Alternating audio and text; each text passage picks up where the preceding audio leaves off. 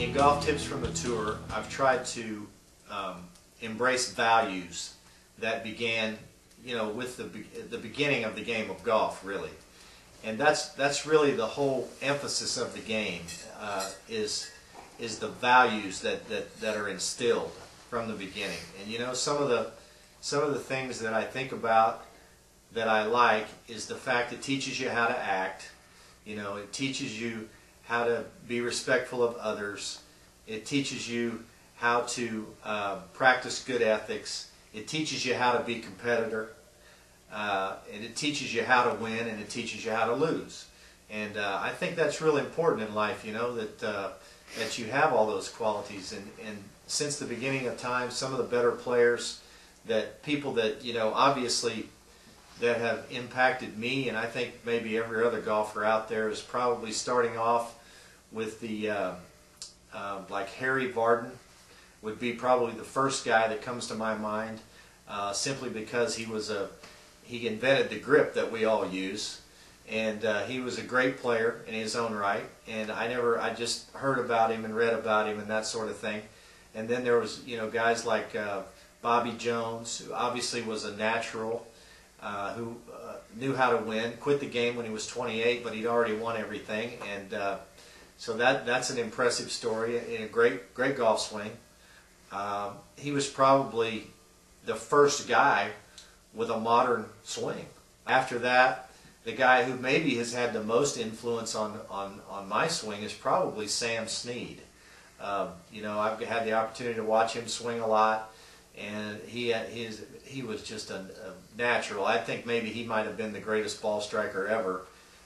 Probably not the best putter, but probably the best athlete. He could play all sports. He had great flexibility. He won in 6 decades, which is pretty much unheard of now. I mean, the only person that's probably had any career close to that would be maybe Hale Irwin. He's probably getting close, but I don't think he's gone as long as Sam Snead. But the way he swung, the perfect fundamentals that he had, the rhythm that he had, the timing that he had, he was kind of the man as far as ball striking was concerned. I enjoyed stories about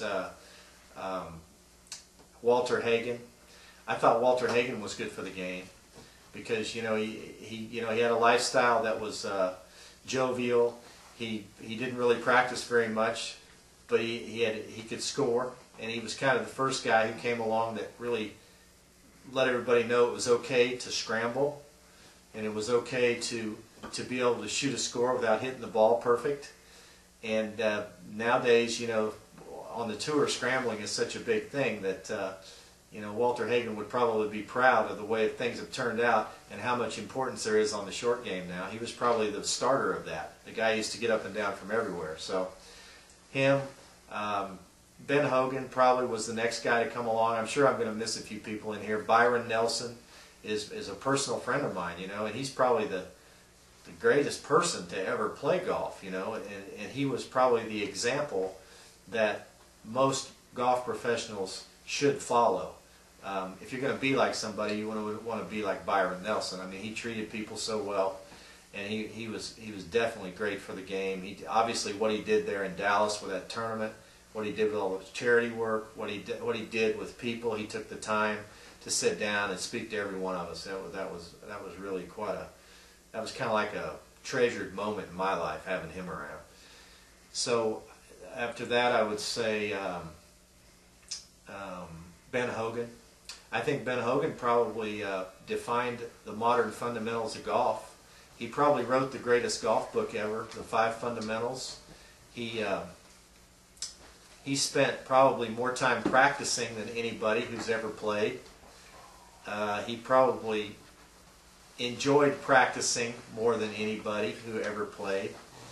And he probably, with Hogan, watching him, it almost made you think like practice was fun and playing was work.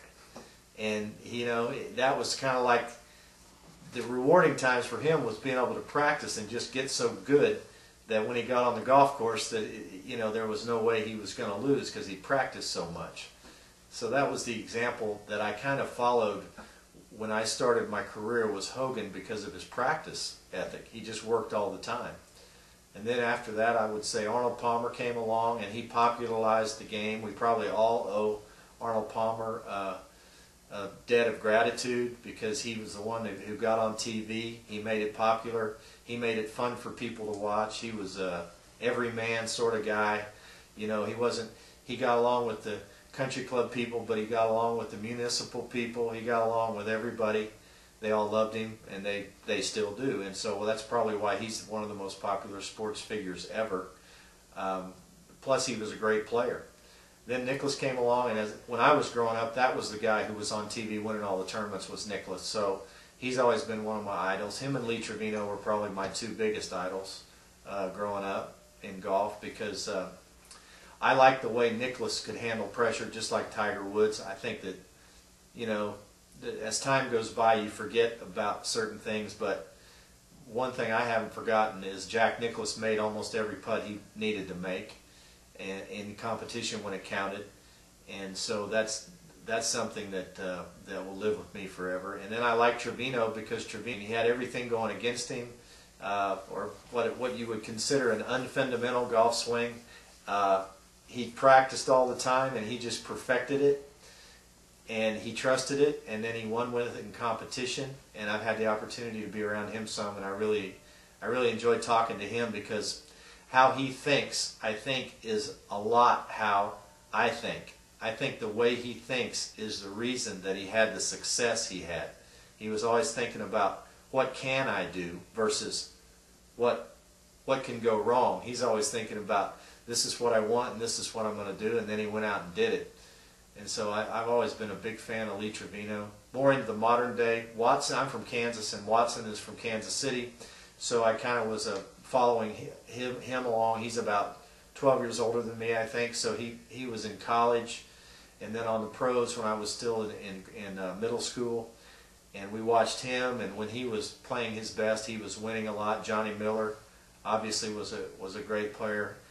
I think Johnny Miller's been good for the game too as a commentator. You know, he adds insight, and he makes watching golf more fun because of some of the things he says. You know, he doesn't pull any punches, and he calls them like he sees them, and he doesn't have favorites, and you know, I kind of appreciate that about him. So you know, that's what you have to like about certain people, is not only what they did in the game, but what are they doing for the game.